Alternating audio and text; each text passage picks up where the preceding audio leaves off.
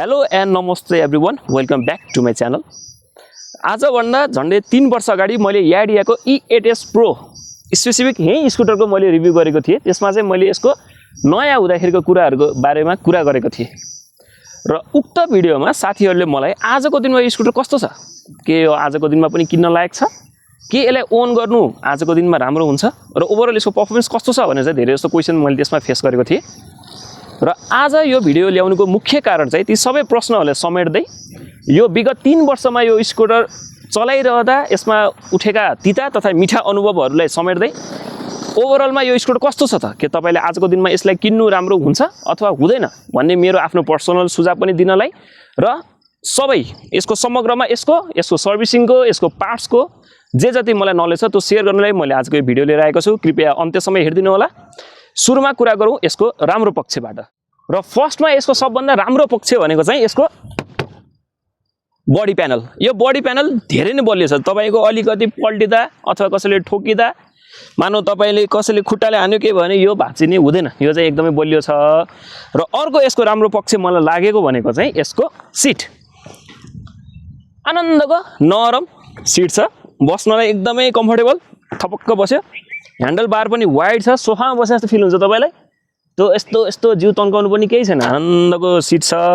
अगाडिको फुटबोर्डको कुरा गर्नुहुन्छ भने तपाई मानौ तपाई कुनै पसल चलाउनुहुन्छ अथवा तपाईले केही सामानहरू डेलिभर गर्न चाहनुलाई यो स्कुटर किन्न खोज्नुहुन्छ भने चाहिँ यहाँ मजाले तपाईको सामानहरू अट्छ। प्लस यसको चाहिँ डिकीको स्पेस र यसको डिकीको स्पेसको कुरा गर्दा चाहिँ एकदमै डिप, एकदमै वाइड। यसमा चाहिँ तपाईले आनन्दले सामानहरू राख्न सक्नुहुन्छ। यसको चार्जर यही भित्रै छ र चार्जर यहाँ भित्र राखिरहनुको कारण चाहिँ म तपाईहरुलाई एकछिनमा भन्छु किन छ। र अर्को एउटा सजिलो स्पेस भनेको यो स्पेस। यहाँ चाहिँ तपाईले हिँड्दाखेरि मानौ पानीको बोतलहरू अथवा खत्रङ खुत्रुङ सामानहरू चाहिँ त्यहाँ राखेर तपाई यात्रा गर्न सक्नुहुन्छ। र अब कुरा गरौँ यसको मेन्टेनेन्सको बारेमा। स्कुटर किनेर मात्र त भएन, यसलाई पाल्न पनि पर्यो। अब इलेक्ट्रिक स्कुटर भएको हुनाले तपाईले पेट्रोल त हाल्नु पर्यो नि, त्यो पैसा त जोग्यो। र अब अर्को यसमा मलाई राम्रो लागेको पक्ष भनेको यो सिटिमिटी नबिग्रिदो रहेछ।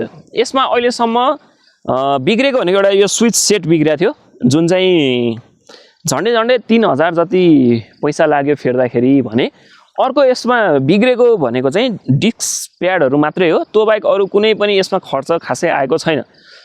मोटामोटी रूपमा भन्दाखेरि 3 वर्षको अन्तरालमा तपाईको म्याक्सिमम भयो भने 4-5 हजारको मात्रै खर्च आएको होला यो स्कुटरमा, बिजुली बाहेक। बिजुली त तपाईको आफ्नो रनिङ कस्टमा डिपेन्ड हुने भयो, बिजुली बाहेक चाहिँ त्यति खर्च आएको होला।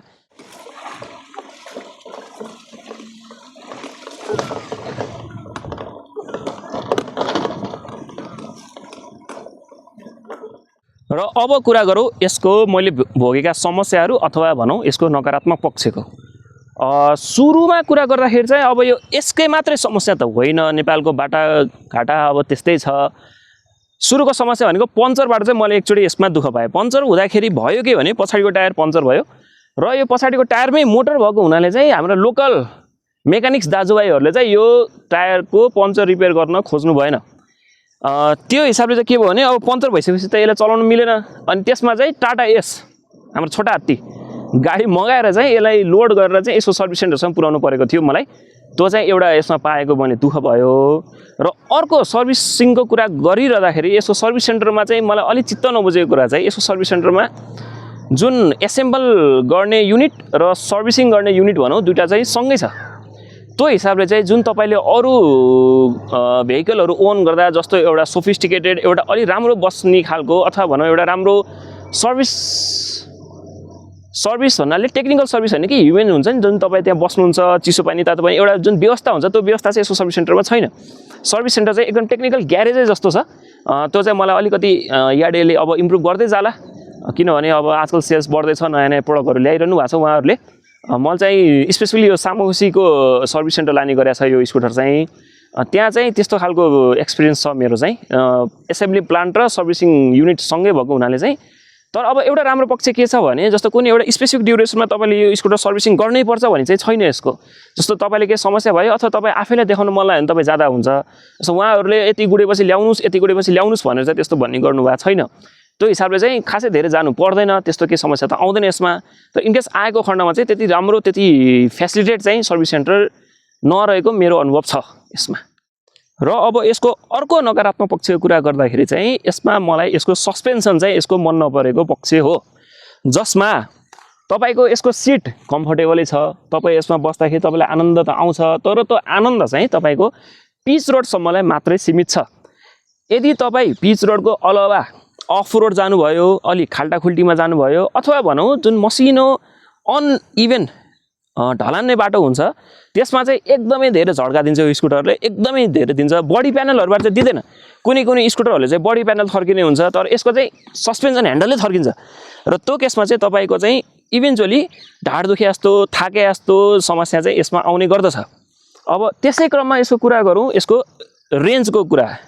अब इभी अथवा इलेक्ट्रिक स्कुटर भइसकेपछि धेरैले सोध्ने भनेकै रेन्ज कति दिन्छ त, कति गुडाउनु यसलाई। अब यो क्रममा चाहिँ मेरो दुई किसिमको एक्सपिरियन्स छ। जब नयाँ थियो त्यसमा चाहिँ हामीले यसलाई म्याक्सिमम 90 किलोमिटरसम्म चाहिँ डबल लोड कुदाएकै हो।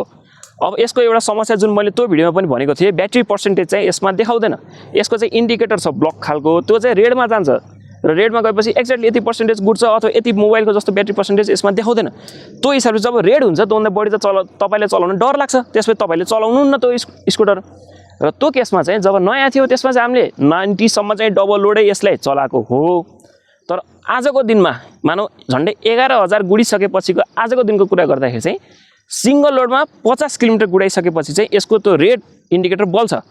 अब रेड इन्डिकेटर बलेर यसलाई 0 सम्मै यो चलाउन लायकै नहुने बेलासम्म चाहिँ मैले यसलाई चलाएको छैन, त्यसले गर्दा एक्ज्याक्टली यति दिन्छ चाहिँ म भन्न सक्दिनँ। तर यसको रेड इन्डिकेटर ब्लिङ्क चाहिँ अहिले आजको दिनमा सिङ्गल लोडमा 50 किलोमिटर गुडेपछि चाहिँ यसको रेड देखाउँछ र त्योभन्दा बढी चाहिँ मैले यसलाई चलाएको छैन, डर लाग्छ त्योभन्दा बढी चलाउनलाई। आजको यो भिडियोमा स्कुटरसँग सम्बन्धित भन्दा पनि व्यक्तिगत रूपमा एक्सपिरियन्सको रूपमा मैले यो भिडियो बनाएको हुँ। 3 वर्षसम्मको एक्सपिरियन्स, जसमा 11,322 किलोमिटर यो स्कुटर गुडिसकेको छ, त्यसमा बेस भएर आजको भिडियो बनाएको छु मैले। तपाईहरुलाई यो भिडियोको कन्टेन्ट कस्तो लाग्यो, तपाईहरुलाई थप यो स्कुटर सम्बन्धी केही जानकारी लिनु छ भने तल कमेन्टमा कमेन्ट गर्नु होला, त्यसको रिप्लाई म गर्नेछु। यो भिडियो यहाँसम्म हेर्दिनु भएकोमा तपाईहरुलाई धन्यवाद। आगामी दिनमा पनि म यस्तै भिडियो ल्याउने नै छु। तपाईहरुलाई मेरो कन्टेन्ट, मेरो भिडियो मन पर्यो भने कृपया लाइक गर्नु होला, च्यानललाई सब्स्क्राइब गर्नु होला। यति भन्दै म आविष्कार गेवाली आजको भिडियोबाट बिदा लिन चाहन्छु। हस्त धन्यवाद, नमस्ते।